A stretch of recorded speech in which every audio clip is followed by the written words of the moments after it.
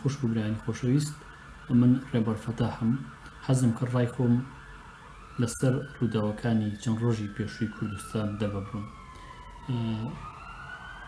کە پەیوەندە بە دوورخستنەوەی بزوتنەوەی گۆڕان لە پەرلەمان و لە حکوومەتە.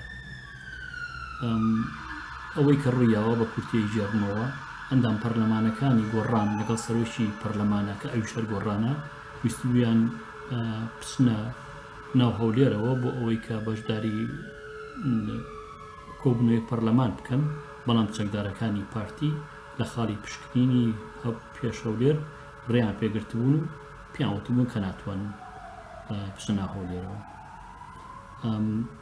هاوکات وەزیرەکانی چوار وەزیرەکەی گۆڕان کە بەشدارن لە حکوومەتی کوردستانە، لە حکوومەتی هەرێمی کوردستانە، بە فەرمانی مەکتەبی سیاسی پارتی پیان وترا بوو کە بڕۆنەوە ماڵەوە، یعنی بە کوردەکەی دەرکراون. دیارەمە ڕووداوێکی زۆر گرنگن لە مێژووی نوێی کووردا کە نابێ بەسەرمانە تێپەڕێت، چونکە ئەگە بەسەرمانە تێپەڕێت کوردستان لەژێر مەترسێکی زۆر گەورە بێت. بۆیە پێویستە هەمومان بەشداری تیا بکەین، بە تایبەتی ئەوانەی کە دەستی قەڵەمیانەیە، ئەوانەی کە دەسەڵاتیان هەیە، ئەوانەی کە لە حیزبان ئەبێ هەموو بەشدابن لەو دیبەیتە بۆ ئەوەی کە ئەمە نەبێ بە کللتورێک هەر حیزبێک دەسەڵاتی هەبوو بتوانێت حیزبێکی تر کە بێچەکە سەرکوتی بکات. یەکەم جار حەزەکەم پێناسێک بۆ ئەمە دابنێم، ئایا ئەمە پێناسەکەی چییە؟ دیارە من ئێستا نییە لە زۆر جێی کەشاو لە میدیاکانیشە وتومە و نووسیومە کە ئەمە کودێتایە. پێناسەم بۆ کودێتا چییە؟ پێناسەم بۆ کودێتا ئەوەیە کە لایەنێک بە زەبر یا بە توموتیژی دەسەڵاتێکی شەرعی یا بگۆڕێ یا لای بەرێ یا لە کاری بخات، ئەمە کودێتایە. لەبەرەوە ئەم کارەی پارتی ئەچێتە خانی کودێتاوە. ئەمجا پرسیاری دووهەم ئەوەیە کە زۆر گرنگە، یا پرسی دووهەم، ئایا بۆچی پارتی ئەم ڕێیی هەڵبژارد، ڕێگەیەکی قانونی هەڵ نەبژارد کە دیارە ڕێگەی قانونی هەیە هەم بۆ پەرلەمان وڵۆشانەوە هەم بۆ حکوومەتە وڵۆشانەوە، چونکە گۆڕان حیزبی هاوپەیمانی پارتیە لە حکوومەت و لە پەرلەمانیشە. ئەوەی کە کرا لە چەند ڕۆژی ڕابردووە ئەکرا بە شێوەیەکی قانونی و دەستوری بکرێت، ئەکرا کە دوای پرۆسی قانونی بکەون و هەمان ئەنجامی هەبێ هاوپەیمانێکە هەڵبۆشێنەوە. بەڵام دیارە پارتی لە ئەقڵێتی خێڵەوە باوەڕی بە بۆچوونی قانونی نییە، بەڵکو باوەڕی بۆچوونێکی عەشاری هەیە کە پەیوەندی هەیە بە تۆڵەوە. ئەمە دیارە پارتی تۆڵە لە گۆڕان نەکاتەوە، چونکە بەڕاستی گۆڕان لە چەند مانگی ڕابردووە پێشڕەوی حیزبەکانی تری کردووە لەوە کە قانونی سەرۆکایەتی هەرێم ریفۆرم بکرێت، چای پیا بخشێنێتەوە. دیارە پارتی ئەمە بە سوکایەتێکی گەورە ئەزانێت کە دەست بکرێتە دەسەڵاتی سەرۆکی هەرێم و مەسعود بەرزانی. ئەمە لە ئەقڵی خێڵەوە سەری هەڵاوە، گومانیتیان نییە. خاڵێک تر کە زۆر گرنگە، بۆچی پارتی گۆڕانی هەڵبژارد؟ بۆچی بۆ نمونە وەزیرەکانی بۆ نمونە یەکێتی هەڵنەبژارد، یا بۆچی یەکگرتووی هەڵنەبژارد؟ دیارە ئەگەر یەکێتی هەڵبژاردایە، یەکێتی هێزێکە کە چەکی هەیە، ئەو بە شەڕی براکوژی لە کوردستانە کە بەڕاستی پارتی ئەو شەڕی پێ ناکرێت. کوردستانی ساڵی 94 و 90 نییە کە بتوانێت شەڕ بکات لە بەروی کوردستان لە هەولێرە جەنگها کونسڵگێت و سەفارەتەیەکە ئەو شەڕە ناکرێت. بۆ یەکگرتووی هەڵنەبژارد، یەکگرتوو بەڕاستی لەگەڵ ڕێزمەوە برادران یەکگرتوو ئەو سەنگەی نییە وەکو گۆڕان.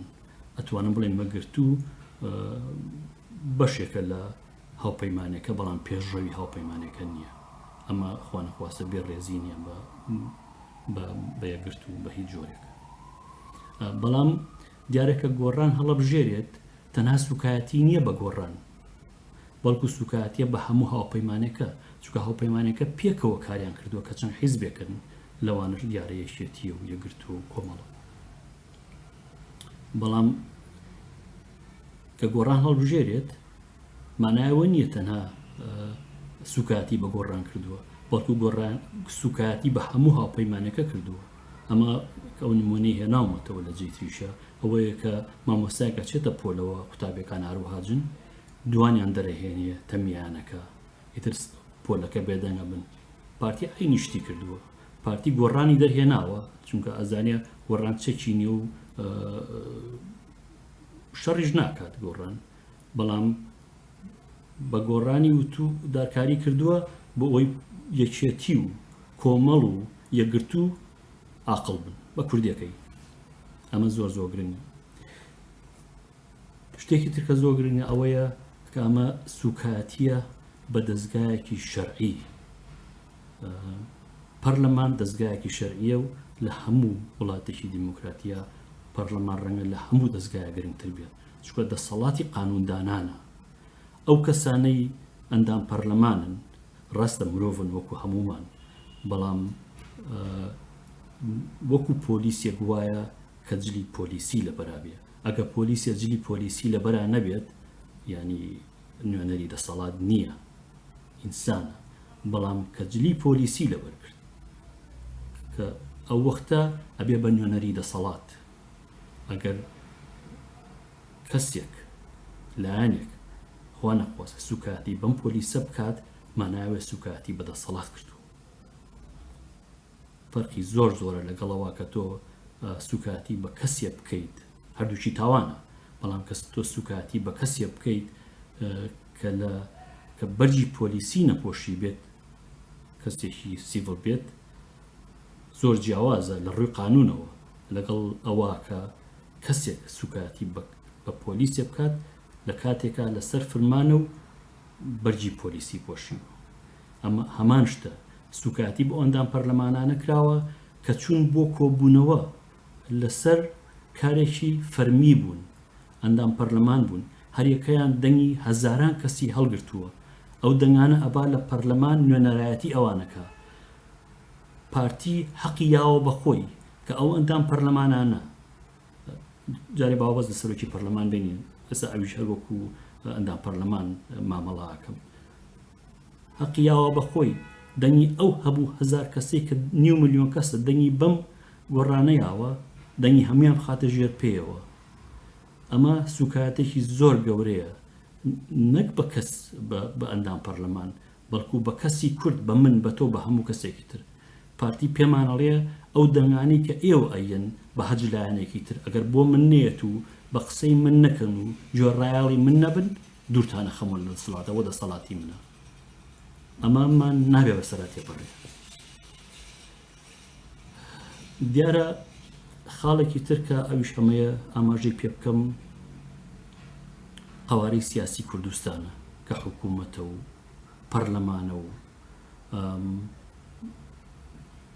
دەسەڵاتی دادوەریە و هەموو ئەوانی ترە، دیان ئەو سیانە سێدەسەڵاتە سەرێکەکەن.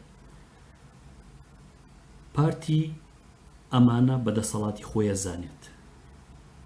ئەگەر یۆ لە میدیاکان بگرن برادرانی پارتی قساکەن، من بەڕاستی نازانم ئەمانە لە چۆ هاتوون، یعنی چێ هێناونی لە چۆ هاتوون، ئەم هەموو ساڵە لە چۆ بوون، بۆ لە دنیا نەگەیشتون، بۆ لە قانون ناگەن، لەم سەیە. پارتی ئەم دەستگایانە بە دەستگای خۆی تێگا، وەکو بڵێ فەرمانگەی خۆی بن. ئەگەر لە خزمەتی ئەوە بن و لە خزمەتی سەرۆکی هەرۆی ما بن بۆیان هەیە بمێننەوە. ئەگەر وەکو موچەخۆر لەوێ بن ڕێزیان لێژیرێ، بەڵام کە دەنگیانە بێ بۆیان نێ دەنگیانە بێت. ئەگەر وەکو یەکێتی جاران بۆ نمونە کە لە ڕێکەوتنامەیەکی استراتیژیا بێت، هەموو شتێ لە کوردستانە بەڕای پارتی بێت و بەهۆی پارتی و بچێ بۆ پێشەوە، پارتیش گرفتی نییە. بەڵام لە پرێکا کە هاوپەیمانێک دروست دەبێت بە سەرۆکی هەرێ مەڵێت نەخێر نابێ وابێ ئەبێ وابێت، گرفتی زۆر گەوراکێت و ئەومان بیکەدیمە. جا ئێستا لە قەیرانێکی زۆر زۆر گەورەیە کوردستان بە بۆچوونی من ئەزمموی هەرێمی کوردستان شکستی خوارد. هەتاکو ڤیددیۆیەکتر هەر سەلامەت بن کاتێکی خۆش.